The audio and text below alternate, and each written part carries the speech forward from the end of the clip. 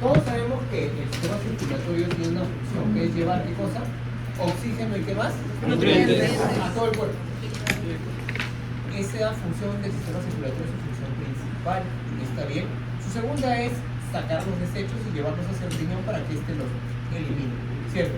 Muy bien. El shock es una insuficiencia circulatoria aguda, esa es su definición. En el shock no hay circulación, por lo tanto no hay perfusión. Perfusión es llevar oxígeno y nutrientes. Entonces, si no hay perfusión, no va a haber nutrición ni oxigenación en las células de todos los tejidos, es generalizado. Porque yo también puedo hacer esto ahorita y evitar de que haya perfusión en el extremo de mi dedo. Y lo que estoy generando se conoce como isquemia. ¿Comprenden? Que luego hay hipoxia, pero primero isquemia. Ahora, el shock es generalizado, ocurre en todo el cuerpo al mismo tiempo, de forma simultánea. ¿Está bien? Es siempre una emergencia médica, chicos. Tiene alta mortalidad y debería ser atendido de forma inmediata. Entonces, por favor, si ustedes reconocen un shock o ven un alumno que se quiere pasar de vivo y envía un certificado médico diciendo de que fue atendido en consultorio por un shock, ¿qué debes pensar? Exacto, exactamente. Nosotros lo mandaron en el 2022-2. ¿Sí? Un shock en consultorio externo. Bueno, esas cosas pasan, ¿no? Entonces, recuerden, el shock siempre es una emergencia médica, siempre. Sí, no pongan shock en sus casos. Y si cuando sean médicos ocupacionales, lamentablemente les ponen shock, ya saben que tienen que buscar en el ¿ya? Muy bien. Quiero que comprendan las fases que tiene el shock. ¿Está bien? Son 3 fases que debes aprender tú. ¿Está bien? ¿Cuáles son las 3 fases de shock? Pues algunos autores dicen que son 4. Dicen que son 4. En realidad podríamos decir que la fase 1 tiene 2 fases, 2 subfases, y por eso algunos autores dicen que son 4. La primera fase o fase inicial, la perfusión está completamente bien y se debe a que al inicio se detecta la baja de perfusión. Los varoreceptores, si es varo, VA, aéreo, receptores, de grande, VA, aéreo, receptores, sí. Los varoreceptores se encargan de detectar que la perfusión ha disminuido. Entonces, de inmediato detectan y mandan una señal al bulbo raquídeo. Y el bulbo raquídeo responde diciéndole al simpático y a los otros compensadores que por si acaso hay inicio de shock. ¿Comprendieron? Entonces, en la fase inicial, algunos autores dicen que lo primero es detectar y lo segundo es compensar. Pero a mí me gusta decirte que se detecta y de inmediato se intenta compensar. Y se llega a compensar en el 90% de veces, ¿sabes? Sirven muy bien los compensadores. ¿Comprendieron? La segunda fase, también llamada fase progresiva, también llamada fase descompensada, también llamada fase hipotensiva, es el momento en que fallan los mecanismos compensatorios. Y aquí viene el gran problema. Los periodistas han inventado a todos los desmayos, le dicen de la misma forma. ¿Cómo le dicen a los desmayos? Descompensación. No le dicen sí, bueno, sería que le digan 5 porque es un tipo de desmayo especial, ¿no? Le dicen descompensación. Se lo juro. Es que, ¿qué le pasó? Se ha descompensado. Vas, la señora que vende allá chicha acá afuera, te dice, es que se ha descompensado. Todos usan la palabra descompensado y ninguno sabe que realmente descompensado significa la segunda fase del shock. Significa que es una persona que lamentablemente va a fallecer pronto, ¿sí o no? ¿Por qué? Porque han fallado los mecanismos compensadores. ¿Comprendieron? Sí. Y la última fase es una fase muy dura, muy difícil, porque ahora sí ya no hay oxígeno ni nutrientes para ninguna célula del cuerpo y comienza la muerte tisular, la necrosis tisular. Pues a esta fase, por más que se recupere todo y vuelvas a darle oxígeno y nutrientes a todas, ya están muertas las células y esa fase se conoce como la fase irreversible. también se le conoce como la fase refractaria. En castellano médico, refractario significa que el tratamiento no va a funcionar. Entonces, si llega un paciente con fase irreversible y tienes a un médico como el doctor John Murphy, The Good Doctor, que está intentando revivir con choques eléctricos un shock en fase irreversible, ¿qué piensas? Y lo revive. Va a haber daño cerebral. No es solo daño cerebral, no va a haber nada porque el paciente va a morir. No hay forma como revertir una fase irreversible. ¿Comprendieron? No puedes revertir, es imposible. La fase siempre refractaria va a llevar a la muerte del paciente. ¿Dudas hasta ahí? ¿Alguien tiene dudas? Muy bien. ¿Cuántas fases tiene el shock? 3. La primera tiene 2 subfases, que es detección, y la segunda, activación. Entonces voy a escribir acá, en la fase inicial que tenemos, detección primero, y luego activación de los compensadores, ¿no? ¿Cierto? Una vez que los compensadores están activos, puedes mantener la perfusión, buenas presiones arteriales durante un tiempito, ¿cierto? Hasta que se resuelve el estado problemático. En cambio, en la fase progresiva ocurre algo. Ya fallaron los compensadores y por lo tanto ya no va a haber perfusión. Hay hipoperfusión tisular. Y esto va a generar algo, el cambio de ruta metabólica. ¿Cuáles son las rutas metabólicas para producir energía en el ser humano? El ciclo de Krebs. El ciclo de Krebs con fosforilación oxidativa, ¿se acuerdan? Pero esto necesitaba oxígeno y esa vía se conoce como la vía aeróbica de creación de ATP. Pero existe una vía alterna que se llama la vía anaeróbica, que depende de la glucólisis, ¿sí o no? Y la glucólisis generaba ¿cuántos ATP? 2, ¿no? El problema es que la glucólisis dejaba como residuo, ¿qué cosa? Piruvato primero. Pero era muy tóxico y el cuerpo lo convertía en piruvato. Perdón, el piruvato lo convertía en lactato. Para que luego el lactato que haga sea desechado y luego lo botes por el riñón. Pero adivinen qué, no hay circulación. ¿Cómo vas a llevar la basura hasta el riñón? Se está acumulando dentro del cuerpo. Cuando el ácido láctico se acumula dentro del cuerpo se conoce como acidosis láctica. Cuando yo veo a un paciente con shock, le mido el lactato o ácido láctico y lo encuentro elevado, debo pensar que se está acumulando, ¿cierto? Que la ruta metabólica que está usando, ¿cuál es? Anaeróbica. Anaerobia. Y si es anaeróbica, los compensadores están funcionando. Entonces, ¿en qué fase está? Fase 2. Progresiva, descompensada, ¿está bien? O fase 2. ¿Comprendido? Acá hay un dato. Entonces, la señora que vende chicha que me dijo que su familiar estaba descompensada. ¿Cómo lo sabe, señora? Le midió el lactato. ¿De verdad? Tenía una presión de perfusión arterial media menor de 65. Eso te va a decir la presión práctica. Así te va a contestar. O te puede contestar de la forma más altanera de todas. ¿Cómo, doctor? No sabe qué significa descompensado.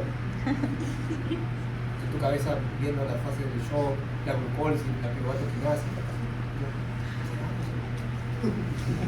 Los pacientes discuten, son graciosos. Sacan Google, entonces. Acá dice, en el comercio, que el compensado es esto. Ah, señora, yo había estudiado así, me había olvidado. O sea, mi porte, el Robinson Session Pathology y mi clínica aquí descargado. ¿Para qué eso? No tiene sentido. ¿Para qué? ¿Comprendieron las fases del shock? El irreversible, el lactato está por el cielo, si es que encuentras pulso siquiera, porque el paciente, ¿qué le va a pasar pronto? Se va a morir. Va a morir. ¿Comprendido? Hay criterios de irreversibilidad que cambian cada año, así que no te los puedo enseñar, ¿está bien? Y depende de cada organización y cada país. Cada país tiene sus normas, excepto en el Perú, que no existe, también los congresistas que tenemos no sean malos, no vas a esperar que ellos hagan una, de verdad, norma sobre cuando consideras reversible e irreversible algo, ¿no? Entonces, como lamentablemente no tenemos los políticos de mejor calidad, el Perú carece de normas que determinan criterios de irreversibilidad. Por lo tanto, utilizamos los de la OMS. ¿Está bien? Que cambien cada 2 años. Año bisiesto, este año es 2024, ¿no? Ya debe haber cambiado. Como yo no veo esto, porque yo no soy mercancista ni médico general ya, yo recuerdo solamente las del 2018, 18, ¿no? Que hablaban del famoso SMUD, síndrome multiorgánico de disfunción múltiple, ¿no? En el cual encontraba falla cardíaca, delirio, falla renal, y falla hepática. 4 para definir que era un SMUD. No sé si habrá cambiado, no he leído realmente, estoy muy desactualizado, y profesar esto sería un atentado contra su educación. Así que yo me callo. ¿Ya? Solamente les puedo decir de que en estos pacientes existe una línea entre progresivo e irreversible. ¿Puedo borrar? ¿Dudas hasta ahí? ¿Alguien se ha perdido en las fases del shock? Ahora sí, ¿cuántos tipos de shock existen? 4. Según su fisiopatología, ahí tienen 4 tipos de shock.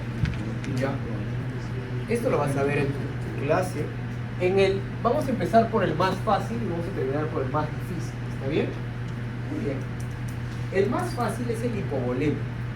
En el hipovolémico tú tienes que entender, está bien, que lo que falta es volumen de sangre. La sangre tiene 2 componentes. ¿Cuáles son?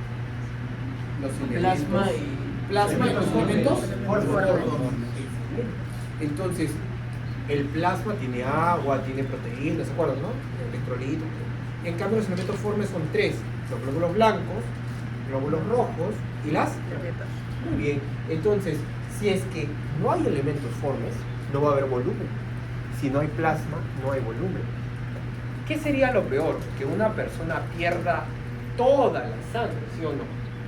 En ese contexto estamos hablando de un shock hipovolémico tipo hemorrágico. O podría ser de que una persona pierda solo el plasma. Y en ese contexto se llama como ¿cómo se llama? No hemorrágicos. ¿Está bien? Aquellos que pierden plasma puro, como por ejemplo en las quemaduras.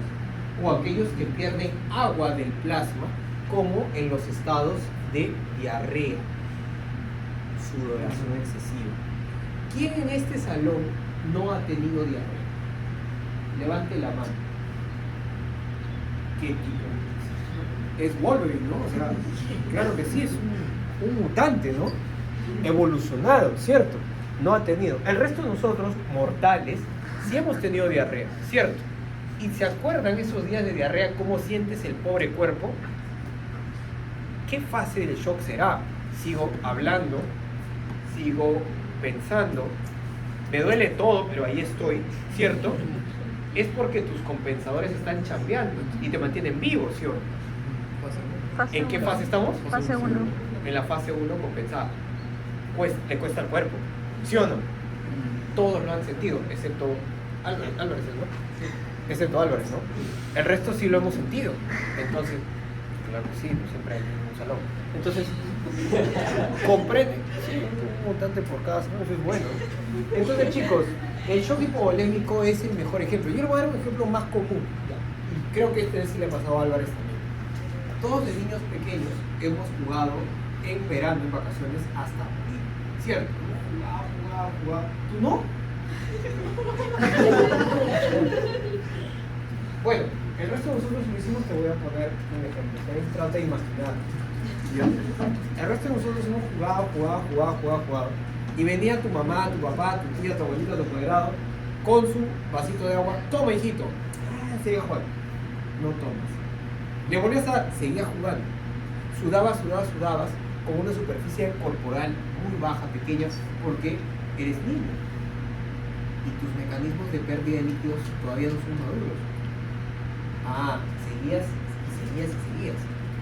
La perfusión bajó o no, Sí. porque estás en un shock hemorrágico.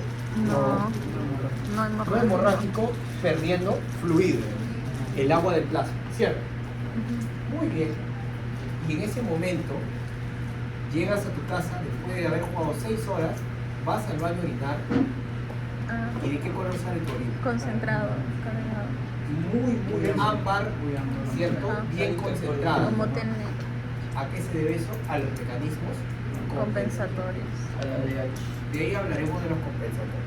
¿Está bien? ¿Qué más? Algo importante que tienes que saber es que no solamente acaba ahí, sino que ahora te ofrecen agua y ahora sí agarras el vaso y te lo quieres comer inclusive el vaso, tomas un montón de agua, la sed es abrumadora, ¿cierto? Esto sí se debe a la sed. Entonces, tienes que aprender cuáles son los mecanismos compensatorios. Aquí están los mecanismos compensatorios que tienes que aprender, ¿está bien? Aquellos que mantienen la función cardiovascular y aquellos que mantienen el volumen sanguíneo. Estos son inmediatos, duran segundos, inclusive minutos, y estos duran horas, días. ¿Comprenden? Muy bien. Estos dependen enteramente de un sistema, el sistema simpático. ¿Comprendieron? O sea, el sistema simpático va a hacer que el corazón lata a galope, aumenta la frecuencia cardíaca, va a hacer que los vasos sanguíneos se constriñan, generando vasoconstricción, y con esto la presión arterial diastólica va a aumentar. Y si la diastólica aumenta, tu presión arterial media también crece. ¿Entendieron hasta ahí? Muy bien. Y el mecanismo para mantener el volumen, este mecanismo es más eficiente. De hecho, el ser humano tiene uno de los mejores sistemas renina-angiotensina-aldosterona de los mamíferos. Lo utilizamos muy bien hace 40.000 años para cazar nuestras presas, ¿no?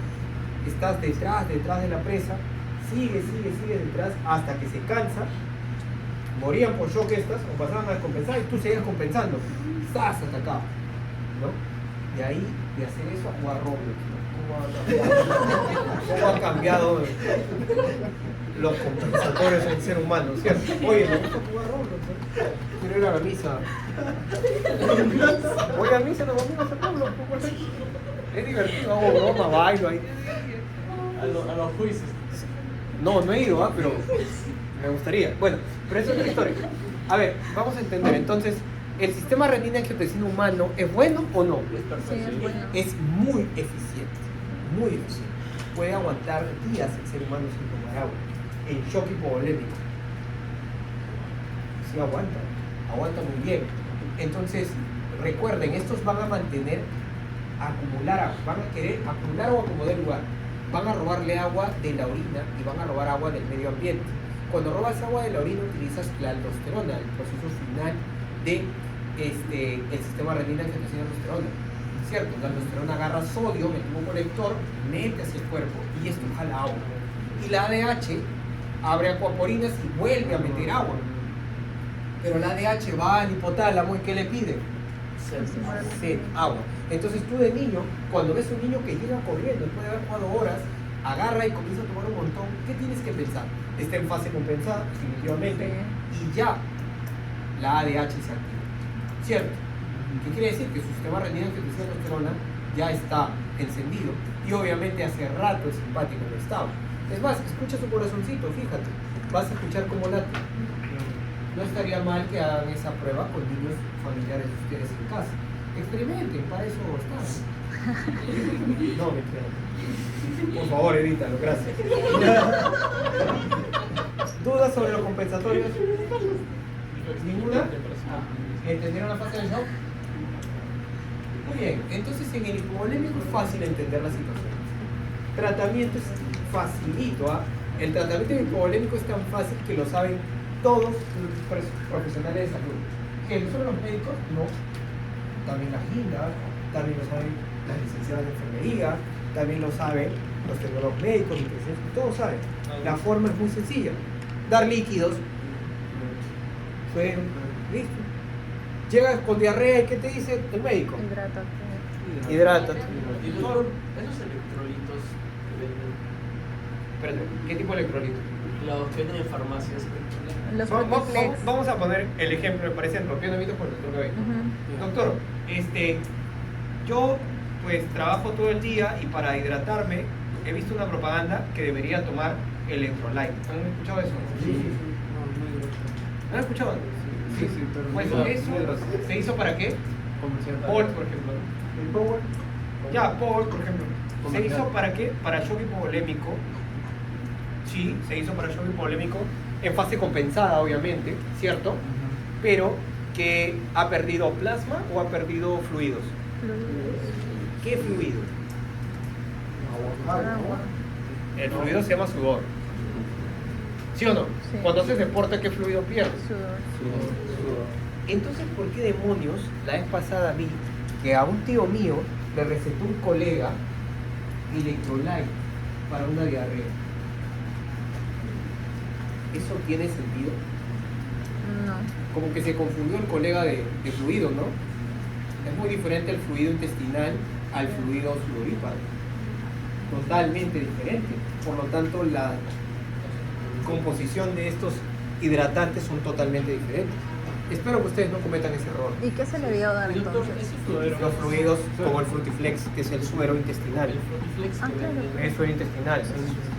El Pedialyte es suero intestinal. Doctor, entonces ese fluidez no podría funcionar en una... ¿Por pérdida por sudor? No, no tiene sentido. Los electrolitos son diferentes. Bien, como no enseño fármaco y no quiero regalar mi trabajo, comprendimos cómo funciona el shock hipovolémico.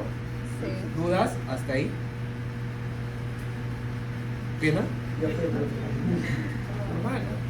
Que depende, normal. Mientras paguen. Muy bien. Ahora sí, chicos. Shock cardiogénico. Acá sí, por favor, atentos. El corazón tiene estructuras, ¿no? Sí. ¿Qué estructuras tiene el corazón? Tiene Valvular, las válvulas, el sistema aurículas. valvular, anillo fibroso valvular, todas esas cosas, ¿no? Tiene el músculo cardíaco, ¿no? Y el sistema de conducción, ¿cierto? Todo esto para que la bomba sea perfecta. Primero aurículas se contraen y luego ventrículos. Y la sangre fluye de un sentido a otro, ¿cierto? Todos estamos muy, muy felices con el corazón.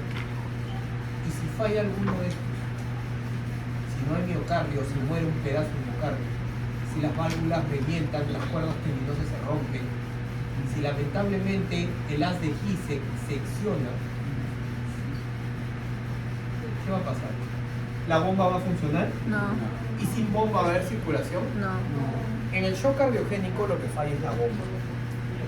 Cualquiera de sus partes o las tres. Infartos muy grandes pueden matar toda la bomba, o el 80-70% de la bomba. Esto lamentablemente va a llevar a un shock. ¿De qué tipo? Cardiogénico. ¿Comprendieron? Entonces, en el shock cardiogénico, ¿qué debes hacer?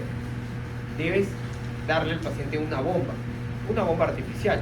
Hay muchas formas, no voy a dictar la clase ahorita, ¿está bien? No voy a hablar de los balones contraposición aórticos en este momento porque no me paga por eso, ¿está bien? Pero lo que sí quiero que aprendas tú es que en el shock cardiogénico falla la bomba. Por lo tanto, doctor, no se preocupe, el corazón va a latir a 1000. ¿Estás seguro? ¿De verdad crees que el corazón, vas a confiar en ese corazón con semejante necrosis que te salve el pellejo con taquicardia? Los vasos sanguíneos te van a salvar, se van a contraer. ¿Comprendido? ¿Sí? Muy bien. ¿Quién más te va a salvar? Los músculos inferiores. En realidad, la capacitancia venosa. Las venas tienen sangre de reserva que pueden enviar al cuerpo para que empiece a circular. Pero igualito, sin bomba, no va a durar mucho tiempo. Acá podemos aguantar mucho. Acá no vamos a aguantar mucho tiempo. Aguantaremos unos cuantos minutos. Y de ahí hablamos. ¿Está bien? Hablamos de anatomía patológica. Muy bien, acá viene mi terror, ¿no? El shock más feo, el que viví en vivo directamente en mi Cerux. Estaba preparado, sí, pues era un buen alumno, muy malo para cirugía, pero bueno para cosas fuertes, sobre todo teóricas. Entonces, el shock obstructivo es una enfermedad en la que lamentablemente no van a ocurrir dos cosas. La bomba funciona, pero hay un problema. El corazón no se puede ni llenar ni eyectar. ¿Qué es eyección? ¿Alguien sabe? ¿Sacar qué cosa? La Por sangre. La fuerza con la que se contrae se llama volumen, perdón, se llama contractilidad. La contractilidad está conservada, todavía puede. ¿No saben cuál es el problema? Hay una obstrucción. Es que los grandes vasos, ¿se acuerdan cuáles son los grandes vasos?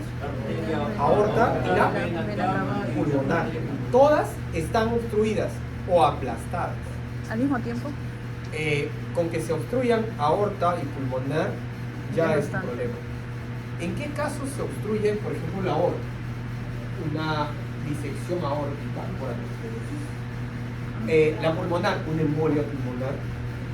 Pero hay situaciones más extremas como el taponamiento cardíaco, en la cual el líquido pericárdico termina aplastando al corazón y por más que funcione la bomba, no se expande ni se contrae porque está siendo aplastado. Solo se contrae, hasta hacerse muy pequeño.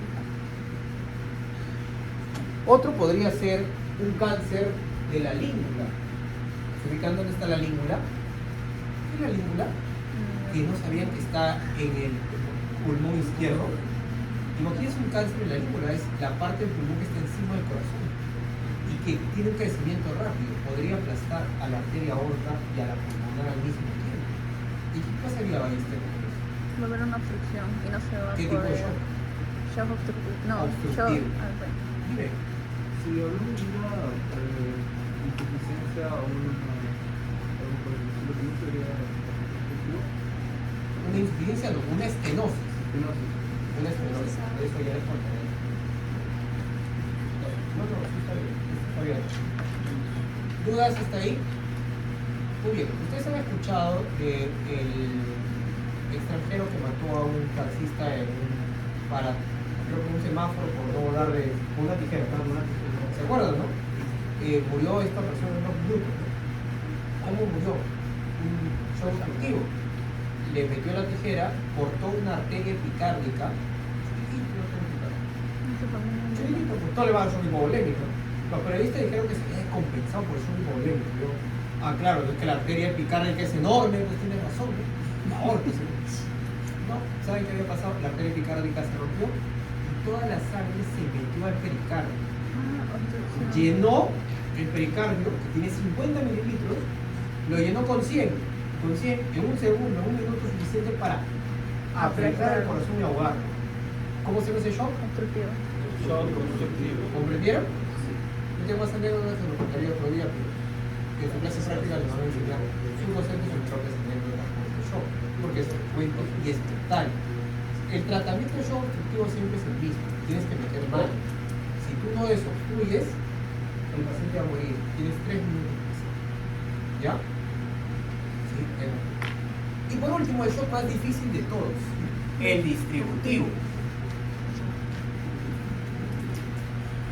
Miren, el shock distributivo tiene una característica importante que tú tienes que aprender. En el shock distributivo apunta, lo que falla es el tono vascular. No hay tono, no hay contracción, siempre está dilatado. Para eso tienes que saber qué es distribución del flujo sanguíneo.